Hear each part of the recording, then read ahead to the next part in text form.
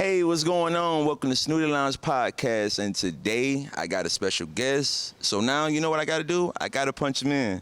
His name is Matt. I know a couple teams that he like in the studio. 1 month ahead of me. Gonna be graduating soon. So everybody, let's meet Matt Seaman, man. How's it going, bro? What's going on, brother? I appreciate you having me on. Yes. No, most of the time he's the one asking the questions. So tune in to the podcast I did on his. What's on your podcast? What's your podcast? Seaman Speaks Sports. Seaman Speaks Sports. So Spotify and Apple Music. Spotify, Apple Music, and everything. So what I'm gonna do first is go to some current event questions, and then we're gonna do a chronological interview. So first question is, I like Dylan Brooks, and I want Dylan Brooks on my Hawks. How do you feel about Dylan Brooks and his overall play? Well, I'm a big Lebron fan. I'm not gonna lie. And seeing that, I feel like Dylan Brooks was like that fire, like the spark that LeBron and the Lakers needed to kind of get past them and shut them down. Everybody's doing the whole "you better learn Chinese, buddy" with Dylan Brooks, but I mean, I feel like it just got to his head. I feel like when you're going against a guy like LeBron, they were saying poke the bear. Like that's not a guy you should mess with. Now watching him play. I know there was a time in the series where he was his numbers were dead last. Right. Points, assists, rebounds, like he was last for, I believe, players over like a certain amount of minutes, 20 or 25 minutes. But during the regular season, he had encounters with Draymond Green, and I really feel like in the back of his head he was like, oh shit. I got Draymond Green coming at me. That's a Hall of Famer. I got LeBron coming at me. That's a Hall of Famer. So I feel like the Hawks would be a good fit. I'm a big fan of Memphis. I liked what they were doing there, but a lot of people aren't, and a lot of people are just keep talking with him. But I feel like if he goes to a rebuilding team, he can be lethal with them. I agree. I agree. So my next question is gonna go to the football side. A lot of big time moves. Ravens got Lamar back. Yep. Jets got Aaron Rodgers, and of course my Falcons picked up B.J. Robinson. But how do you feel about the Cowboys draft? How do you feel about your Cowboys? Cowboys draft is always tough, right? Because I don't like Jerry Jones as an owner, as what he does and stuff like that. But I will say there is one thing that he does do well. That's the draft. Right. They traded back from Micah Parsons. I can't believe that happened. They've picked up guys like Dak and Zeke in the same draft. They got Leighton Vander Esch. I feel like it was a good pick. So he has history of selecting good people. But it's always hard for me to watch a draft and be like, is that guy a good fit? Right. He took a lot of Michigan guys this year in the draft. What about Vaughn? Did you like the Vaughn pick? I remember I seen on social media the dude was crying because he picked his son up. I actually did like that. I thought that was really good about Jerry. I watched Deuce. I think everybody saw him against Alabama in that bowl game, and I feel like that was a good highlight reel of him and what he can do. But overall, I think we did a pretty good draft. I'd probably give it a B minus. It wasn't the best. I think the worst part was that we selected a defensive tackle when Nolan Smith was still on the board. And for me, even going back to last year, I hate the Eagles. And fair, yeah. But they always took the guys I wanted. Right. Last year I wanted Jordan Davis in the first round. Last year I wanted Nakobe Dean when he was there, and I think he got picked up in the 70s. And Cowboys always had a draft pick above the Eagles. Didn't do nothing. Same thing this year with Nolan Smith. The UGA Eagles. But just one last quick question. Over, under 10 wins Cowboys, yes or no? Yes. Okay. All right. Let's shift gears to the chronological world. So what I'm going to do is just, ask questions from, when you was a baby to now, what I'm saying, what you're doing now. So let's go to the early years. I know you're from Virginia. Yes, sir. And, you did your thing out there. Shout out to AI. Shout out to my man Tory. He from Virginia himself back there. But tell me about the early years. Who put the sports mind into your mind growing up? That would definitely be my dad. Growing up, people ask me all the time why I love my teams, because my teams are all over. But Virginia doesn't have any professional teams, so I always fall back on that excuse. But, he likes the Cowboys, big Mets fan, big Ohio State, UNC for college football and basketball. He definitely sparked that in me, like from a very early age. So tell me how you became, is it more of just your father you became those team fans, or did you find a team on your own? For basketball, I found a team on my own. first I liked the Spurs. It was sort of that thing, like I sat down and watched the game because I didn't get to the NBA until I was probably in middle or early middle school. Whereas the other sports I loved, growing up. But watching basketball is one of those things, like whoever wins this game, I'm watching them for the rest of my life. And I will say I don't really support my Spurs as much as I can. I kind of fell into that trap of this generation falling into players. And and LeBron, it's like, that guy is so good. I'm like, people just don't appreciate him. They just like to bash him and stuff. And definitely basketball side of things professionally, I ventured that out on my own. For sure. So what sports did you lean to play more when you was growing up in the younger years? As much as I want to say football, it was basketball for sure. Shooter or what did you No, I was a big man. Yeah. So if we was playing 2K and you're creating your player on the game, tell me your archetype. Tell me the archetype player you were happy you was creating yourself. If I'm creating myself, I'm going a small forward. I'm going a thrashing defender. Okay. Yeah, because I hate the 3-point shot. Okay, yeah. I can't, like. So DeRozan, you more of a DeRozan, go to the L. Yeah, we throw in a bag. Bad Boys of Detroit type style. Yeah. Like, no, I don't. Steph Curry, yeah, he changed the game, but I hate the way he did that, man. I'm like, man, you got to ground and pound. Like, I love that physicality. So that do make sense why you were like the Grizzlies, because they're such a great type of team with Zach Randolph when they were just big man and just yeah, trying to man. go I in the mean, paint back all the in time. that span, 2013 to 2017 even, it was just so many players like did that. Back to the basket, posting up. Tim Duncan, he was a great player. Oh my, bank, he go to the bank all the time. Miss- Shout out to Navy Federal. Mr. Fundamental. Yeah. All right, so I'm not sure which time frame you was doing this, but I know when you was younger, you was writing for a paper. Yes, I was. So tell me more about how did you even get into writing for the paper, and how long did you do that?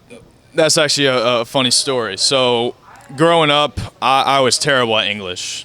I was like, I hated it. I hated grammar. I mean, I'm still not good at grammar and stuff like that. Like vocabulary, like I'm not great. But I actually had a teacher in high school. I had her freshman year English, and she I don't know. It's weird. She kind of like saw something in me and my abilities and stuff, and asked me.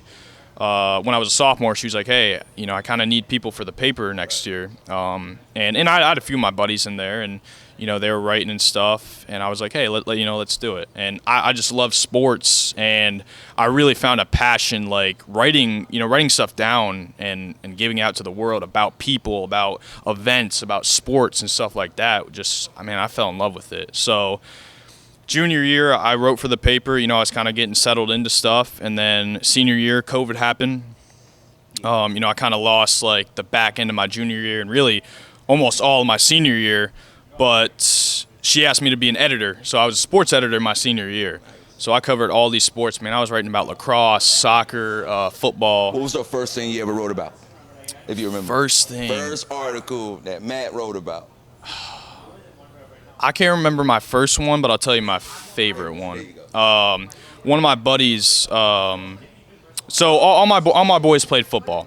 So my teacher was like, if you play the sport, you can't write about that sport. So there was a kid in high school. His name was Miles Alston. He actually just transferred from Pittsburgh to Old Dominion, but at the time he actually I think he graduated early to take time off to prep for going to Pitt. Right. And this was huge, man. Like, he was a big-time recruit, big-time receiver. Like, everybody knew his name. And my high school was really known for their football teams. So he was awesome. But, so I kind of covered a feature story on him about going into his senior year, going into his freshman year at Pittsburgh. Man, I loved it, man. I learned a lot about him. I had a great time doing the whole thing, covering him, and really just learning about people's stories. That is so dope, man, that you already was prepping for what my next question is gonna be. You see the big guy in the back, it's Dan Patrick, so you already know the next question coming along. All the colleges in the world, you got Syracuse, you got Pitt, you got Old Dominion, or you even got Tennessee. Shout out to my college and Nico, by the way. But why did we choose this lovely college of Full Sail University, Dan Patrick School of Sportscasting? Yeah, so going back to high school a little bit, when I was a sophomore in high school, my dad had a company party. So all of his guys came over, and one of them I was chopping it up, talking with him and stuff, and he told me and my dad, he was like, hey, did you hear about that new Dan Patrick school opening up? And this is like 2018. So I'm only a sophomore, it kind of went in one ear, out the other, whatever. Come time when I made my decision to go to college, I decided to go to James Madison University. Got up there in August, and I'm not gonna lie, man, like I found out like this that I hated it. I hated the whole gen ed situation. You got to go like 2 years into this, and then you get into your major. I'm like, I'm not trying to do all this, man. Like, why am I paying 2 years to literally learn about sociology, right? Like, I don't even know. I still don't know what that is, right? So, long story short, I dropped out at the end of the first semester.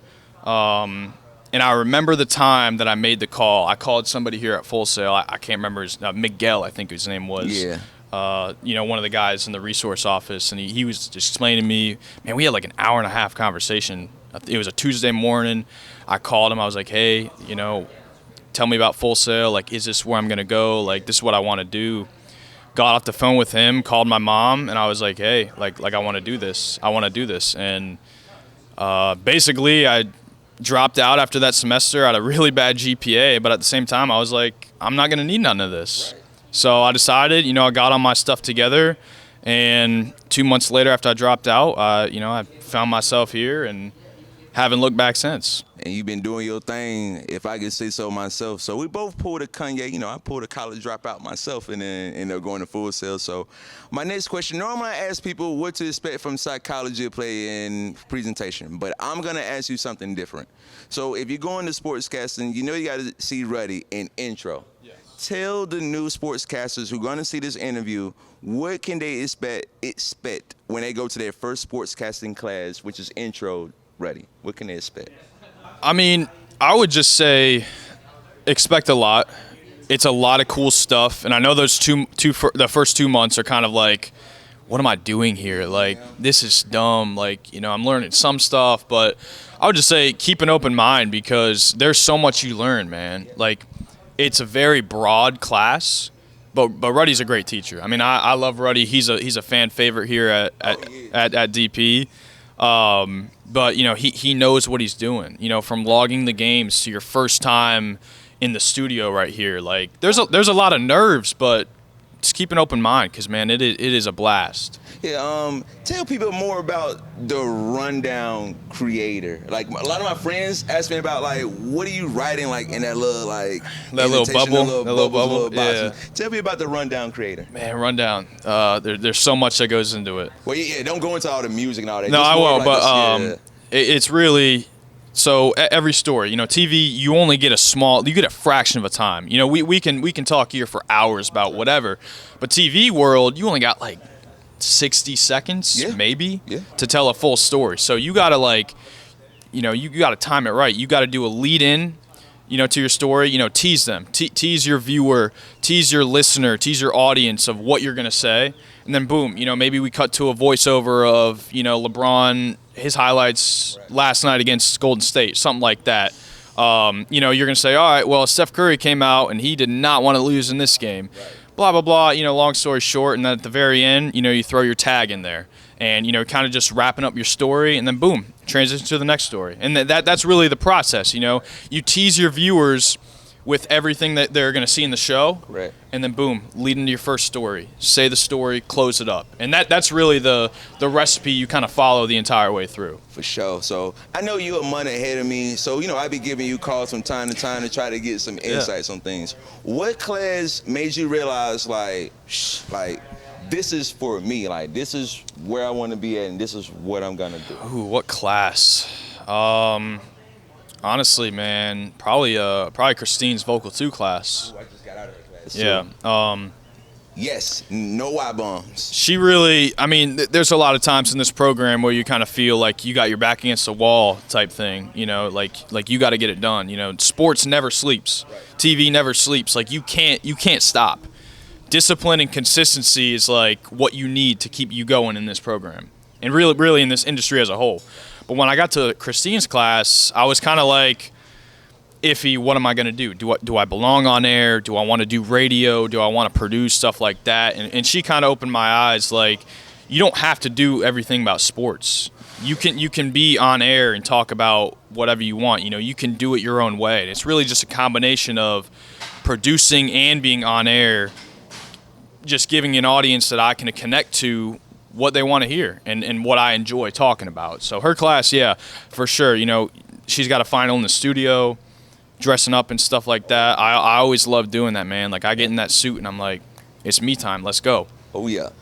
So when you're in the studio doing the performance, do you prefer to be sitting down behind the desk, you know, doing your thing, or you want to do on the kiosk doing the stand? Sitting, man. Sitting. What is it about the sitting part makes it more? It's just a different sense of power. Like, you're sitting there and like this whole studio is yours. You know what I'm saying? Like, nothing else really matters around And you. they only focus on you. Right. You got the lights above. And people don't realize that. Like, those lights are bright up there, man. It's like they're right on you. You got 3 or 4 cameras on you. You got people looking. You got a whole team of great people in the back in the control room, like, on your command, trying to help you be the best you can be. Facts. Yeah. So my next question is so many great people who was in the program before us. You got the Fonzos, you got the Mike Nisicos, you got the KJ. Everybody. So who was in the program who was ahead of you, who gave you a lot of help and insight to looking into the program? Oh God, man, the list goes on. I don't want to, have to make you do all that, man. I'll give you 3. And honestly, you probably just named a few. So KJ was graduating when I got into Indro with Ruddy, Right. and that was like the standard, right? Like, he was the epitome of his class. Everybody looked up to him. I know Gus had a lot of good things to say about him and still does. So he came into my intro class a bunch and was just spitting facts at me. You know, hey, this is what you have to do. You have to give 110% or you're just going to fall behind. And I'm sure you know, if you can't fall behind in this program, because if you fall behind 1 or 2 steps, like, everybody else is moving on. Everybody else is moving forward. Like your homeboy, like, say you in a group, because most of the time we in classes, you with your homeboys, so you don't want to be the one behind the homeboys and Right. catch up with your partner. So Right. I do understand about that. And then I'll throw one more. Definitely Dylan Foster. I was just with him at Live Golf. Yeah, no, like, he just has his stuff in order, man. He's got his ducks in a row. Whenever he was in the studio, I ran a lot of my first time stuff, running playback, teleprompter, whatever it was. He was in there.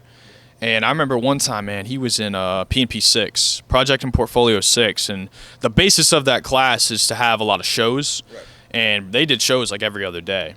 And I remember one time I was in there, first time running playback, and he was my director. And I was like, all right, thank God I don't have Chris, because Chris on my first time, man, that's just like a roller coaster. Like, you don't know what he's going to say to you. But Dylan was there, and, man, he walked me through every step of the way. And he actually directed every single one of his classmates' shows and then went on to perform his show. And it's like, he had a class of, like, I want to say 5 or 6, maybe even 7. And he's directing all of these shows time and time again. He nailed it, man. He had it down to, like, a rhythm where he did it. And he knew, at least for me, he knew how to run the entire control room. And he was walking me through things. And when I messed up, because, in this business, you do mess up. Yes. When I messed up, he didn't torture me. He didn't yell at me. He was like, all right, there's a thing I like to use. It's called PCP. It's called praise, correct, praise, right? He was like, all right, Matt, you're doing a good job here. Let's correct this, and then that way we'll both be on the same page on the next show or the next block of the show or whatever. So, yeah, definitely him. He was always nice to me and always willing to give me a helping hand. I still be calling him about editing things on my Premiere Pro. He knows it, man. Yeah. He's the editing guru. But I want you to tell me about the most memorable show you had in the studio so far. Tell me about a show that pops up that you did. Oh, it had to be Jamila's final show for Diversity. Oh, yeah. And it was funny because, her class is kind of a roller coaster as well, not to be cliche, but her class is a 7-minute final show. And she said it was supposed to be 5 to 7 minutes. But I think I ran I ran 6:22, so I was 38 seconds short. I'll never forget that. 38 seconds short. And she was like, man, this was all great and stuff. And even in my assignment 2 in the studio, she was like, if I was watching TV, I would watch it. And I was like, damn, that feels good when people say that. But I got a suit for Christmas over the break. It was maroon. So I was wearing all maroon, black undershirt. Like, I was feeling it, man. Yes, I was. And I worked very hard on that show, man. Like, people don't realize, like, the whole... So you want to, you can. Every hour of work you do here is probably like 60 seconds that actually gets out there on the show. Thank you. To all my boys, yes. I mean, you could even make the argument 100 hours is a minute of your show or whatever. Like, people don't realize how much time, effort, and dedication we put into this stuff, putting these products really just, for the viewer to watch. But I put in a lot of time, man, and it was hectic because, like, I was in a time crunch that weekend. I had all this stuff going on, and I was like, you know what? I sat down all day Sunday. I just worked on it. And to go on there and stage, I had my new suit. I had, like, a fresh mindset. It was coming out of the break. It was in January, man. Like that new year, new me, like, I'm fresh, man. I got out there, and, dude, I felt like I killed it until she said, hey, like, she gave me a 30 seconds, and I was like, I have nothing left. Like, I literally said, for Full Sail Live, I'm Matt Seaman, and that was it. And I think I sat there for, like, she made you sit there. She made me sit there, and so did Chris. And Chris, that was the first class we had IFBs in. Right. And she was like, "Hey, you have 30 seconds left," and I was like, "I got nothing else." Like, I was gonna exactly. I was like, "Can y'all throw the Looney Tunes?" Like, that's all, folks, thing on my show, but. Nonetheless, I chopped it up, posted it on my YouTube, and I got a lot of good feedback, man. Like, yeah, the show you did was pretty good. I know you graduate October and November, and yes, I know sir. you have some extracurricular things going on outside of school. Tell me more about your podcast. How did that start? Where's it? Where do you want to go with it? But I want to talk about where they originate from first. So when I first came down here, March of 22. Well, I moved down here February 22, but I started in March. And for me, I always wanted to have a podcast, but I never knew, like, the ropes. So I really took from those early months where you didn't have a lot going on to study that stuff. They always say if you want to be great, you got to study the greats. Right. You got to know what they do, ins and outs, what they do. And I really just perfected my craft, man. I did all this extensive research about podcasts, what separates it. I watched all these videos, and that took me from, like, probably April to, like, September, because we didn't start recording until October. Right. And so from April to September, man, I had my head in the dirt. I was grinding, just learning audio stuff and what makes it better, and listen to all these different podcasts. I listened to Pat McAfee for my to get my intro, like my first episode. Like, what do I say? I listened to No Mercy by Stephen A. Like, all this stuff and all these thoughts were flowing in my mind, and I got to October and I was like, you know what, man, let's do this. So from October to December, we recorded every weekend. Every Saturday, man, we were busting out at least one episode, sometimes 2 or 3 episodes. And it was until January 7th I posted my first episode. And I kind of created, like, a vault because, like I said before, discipline and consistency is what this industry is. And for me, I was like, I got to create a vault of, 10, 20 episodes where if I'm busy on a Saturday, I can still post something. Regardless of what I'm doing, I can always be one step ahead of myself. And that's really what that originated from. That is so dope, man. That is so dope and smart. Well, that's what I need to do. I need to put some more interviews in the vault. But I know you graduated in October. What is your 5-year plan after you graduate from this lovely college? Man, this industry is so fun. I know. Because it is, you never know. You don't. I know. That is just. Okay, I'm going to try to word this another way. Where would you want to be in 5? You don't have to give, like, no company, just more of just you want to be, like, on air, like, behind the desk, or do you want to be a sideline reporter like Pam Oliver, or do you want to be like Mike Breen saying bang when they hit shots? Well, definitely don't want to do play-by-play. That is, in this industry, last on my list. Okay. But I'll give you the steps I would like to take. I would like to start somewhere as a PA, production assistant. And part of my internship I do now, I am a production assistant, so I am learning a lot. Shout out to foul territory. Yes, sir. Make Plays Media. But from there, I kind of want to like move up the food chain. Yeah. You know, go from production assistant to an associate producer, to a producer. You know, keep climbing that hill, and then eventually, man, just earn an on-air role somewhere. For my people who don't understand really what PA is, tell them what a PA actually really does. PA is you really just do all the bitch work, and I put quotes around that because I mean that's what it is, man. Like whatever the higher ups can't do, they're gonna task you with it. Part of what I do, cutting clips for social media, making YouTube videos and thumbnails, running ticker. You know, the bottom line of every show as a you know the ticker. You know, sometimes we run that. Typing that out, being part of pre-production meetings, post-production meetings, really just anything that they can't do, you know, they have to rely on you to do. And I found just like a love of just grinding that out and stuff. And I've already kind of made progress. Like, all right, Matt, you know, at least this is what I think they're saying. But hey, we see what you're doing now. Here, you know, here's some more. Here's some more. Here's some more. You know, try and stack your plate to build yourself to the next level. It's kind of what a production assistant. I hope that kind of clears that up. Okay. So what I'm about to do is a couple this or that. So I'm gonna ask you, like for example, do you like the color orange or green? You can just choose one. Okay. I got you. I got you. Inside the NBA or the jump? I would go the jump. I like those people a little bit. Okay. A little bit better. First take, undisputed. Is there a neither category? Yeah, of course. I would just go neither, just because of recent events and stuff. I did get the chance to see First Take here in Orlando, so we sure was. I got a picture with shout out to Molly, by the way. Yep. I got a picture of Stephen A. with my Cowboys jersey on. That was awesome. So I don't know, man. It's just the way Undisputed's going right now. I definitely have to go First Take. Coke, Pepsi. Go Pepsi. Waffles, pancakes. Pancakes for sure. Why pancakes?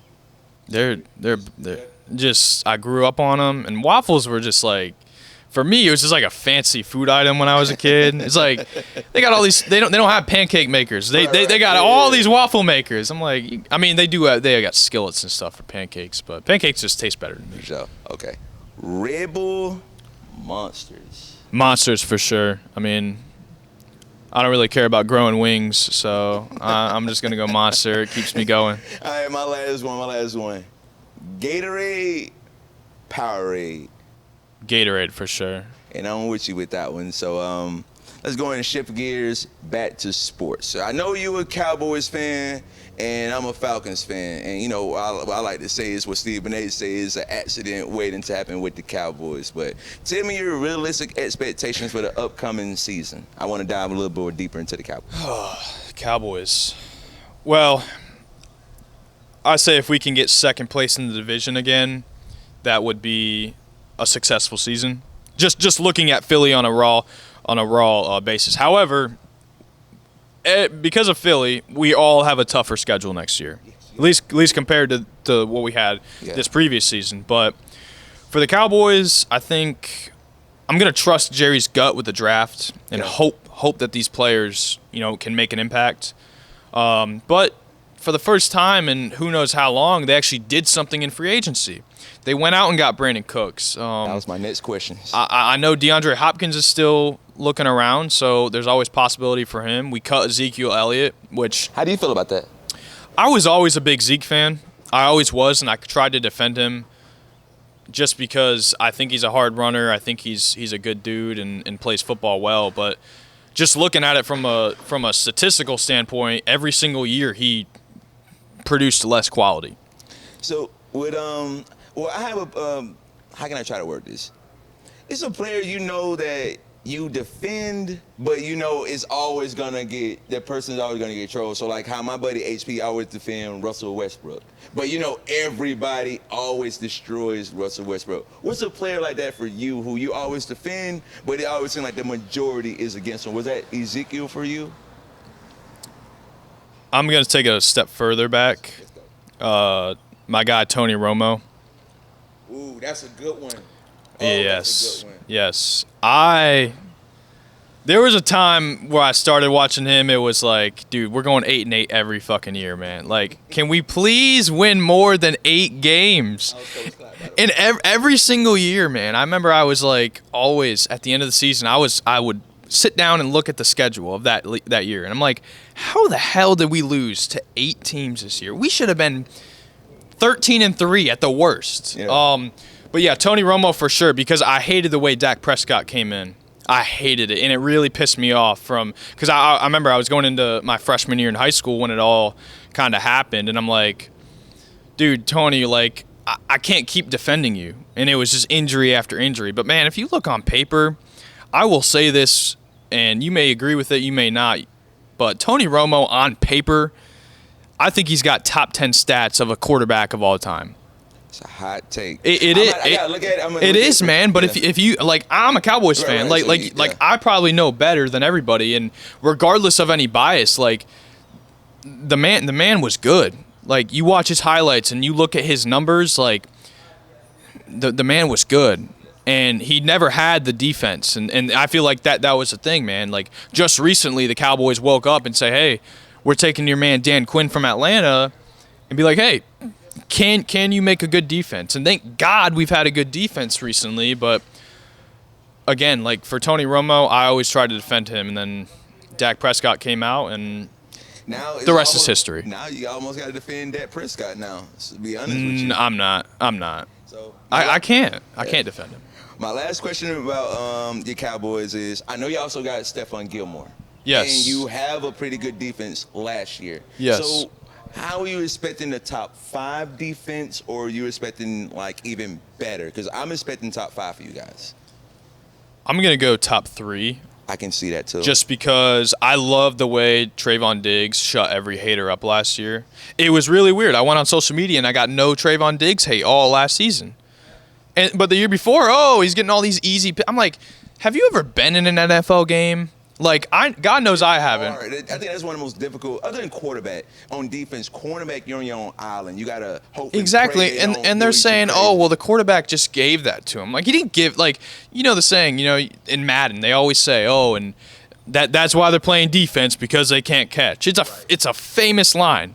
Like, Trayvon Diggs, man, like, people don't know. Like, he did play wide receiver in college at Alabama. Nick Saban was like, you know what, let's move you to corner. But regardless, like getting, I think he had 12 or 13 interceptions, the most since the 70s or 80s. Like that's impressive, man. I don't care who you are, what team you play for. If he was on any other team in the NFL, I guarantee he wouldn't have gotten the hate that he did. See, I think the most hate that they gave him was because all the yardage he gave up. Yes. He did have the most. Yes. That's the only, because I'm on his side, but the only backtrack I was getting was because all the yards he gave up. But right. He's a sniper type of guy, so he's gonna go. He's aggressive, man. I mean, he's the defensive version of Jameis Winston. Yeah. Jameis Winston, 30 interceptions, 30 touchdowns. Like, it's just back and forth, right? Yeah. But Trayvon Diggs last year, man, he shut a lot of people up. Yeah, I agree. Let's go to video games, since you just talked about video games. What's the video game that Matt likes to play when he's not making shows for 5 and 7 minutes? Ooh, I don't really play a lot of video games anymore. I have been getting back into Madden a little bit. Here we go. That's my word. But my go-to would be Rainbow Six Siege, for sure. Nice. Tell me more about, I forgot, I know it's like, is it Tom Clancy? Yes. Tell me more. Yes. It's been a minute since I played that, so tell me more about the game. Well, so I've been playing since really like the game launched. It's been an up and down ride all throughout these years, because the game came out in 2015, and I was playing then, and I'm still playing now. It's a 5-on-5, and I play a lot of ranked, so it's like a bomb objective. So there's 2 bombs and an objective. You and your 5 teammates need to strategically, and I say that strategically, break into the building or wherever they're located at and try and plant the bomb. Or if you kill all 5 defenders, then you win the round. So I know you also do your podcasting with Kyle. Tell me about the relationship you have with Kyle Abercrombie. Man, it's been a hell of a ride, and I'm looking to continue it. But he was actually the guy I went to like start this. I was like, look, I don't know if I can do all this myself, and it's just a lot easier for me to have a co-host, because when I'm not asking questions or I don't have a train of thought going, I can always rely on him to carry the conversation forward. For sure. But man, we do it every week. Like, it's every Saturday. We'll sit down. And we don't really plan that much. Right. We'll be like, all right, Rodney's coming on this week. What are we going to talk about? What are we going to do? But it's really like a balance now. Like, he brings great ideas to the table. He brings great guests to the table, and the people I can't get in contact with, he does, and the ideas I don't have, he brings them up. And man, it's just a lot of fun. Like this whole experience with the podcast, man, it's just fun. Just sitting down and talking about sports. It's just there's nothing like it. Also, I like the intro. You know what I'm saying? You got Snoody in the intro, by Yes, the way. sir. So, you know what I'm saying? Listen to the podcast, and tell me what family means to Matt. What does family mean to Matt? I mean, cliche everything, but I also wouldn't be here without them. Like, my parents, like I said before, when I called my mom that Tuesday, like, she was perfectly open to it. She was like, all right, let's do it. A lot of people, when they're in college and struggling with GPAs and they call their parents, like, they probably won't get that answer. Right. They probably won't be like, all right, let's drop everything and go. Like my family's been beside me. Like, they've been my leg to stand on, really, throughout this entire journey. So that's a short answer, but for sure, like, they've supported me through everything and been there whenever I need them. So Sure. I really had to ask that question. I love when people talk about their families and get giddy. I seen you glow and talk about your family, so that's what's up. But I'm gonna let you go with 2 more questions, maybe 2 more questions. Tell me more about Foul Territory. How did you get into Foul Territory with AJ? I know y'all be getting work. yes. To say that work. Speaking of WORK, big ED. Even today, Foul Territory. So it was about. So again, I hate going back, but start of the new year, it was like I moved into my new place, and I was like, look, man, I'm gonna take every opportunity I can now. Right. So I remember Gus sent out an email. Hey, like, former MLB players are putting together this new show and stuff like that, and instantly, like, it was eye candy to me. It's like, I love being part of stuff, like, from the beginning. You know, just being part of a team and building something that now has turned into a pretty damn well success. I mean, they've got millions of followers and likes all across social media platforms. And I definitely think that they like the Full Sail guys, because there's other interns. There's people from Temple and, you know, other schools in the Northeast, but I definitely think they gravitate towards us. I mean, I got to go down to the Met spring training camp. Tell me about that. That was awesome, man. Like, it was me and Malcolm, who's, you know, Shout out to Malcolm. Malcolm, he's a few months ahead in the program, but me and him, you know, woke up 5 a.m. one day, trucked it down to Port St. Lucie, and we pulled in, and, you know, the Mets facilities all there, and they were going against the Braves, and we were setting up production for him. It was just me and him. Yeah. And I'm like, man, you got to have a lot of trust into 2 college kids who have probably never done live production before, at least outside of this facility right here.